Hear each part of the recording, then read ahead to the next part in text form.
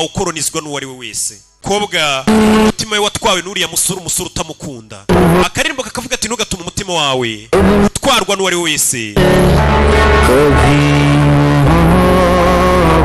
Aririmba avuga ati cyama ntituzongere gukunda.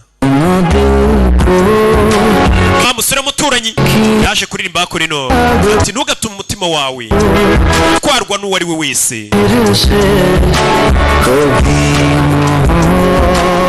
Ati cyama ntituzongere gukunda.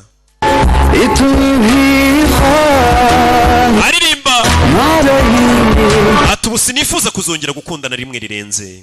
Ni umusore we happy birthday isabukuru nziza. Icyama ntuzongere kunkenera. Umusore ari kuririmba cya cyana kikabyumva. Ni cyana gito cyakunze umukobwa ukuze, umukobwa nawe afite umugabo akunda w'umuhitinzi w'icyamamare.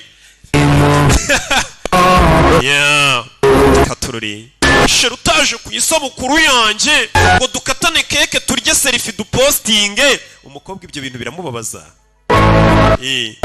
Abo bakobwa barambona imboga mu menyo ngo meze kwishyiga nta sheri mfite kuri bidi ngo mumurike.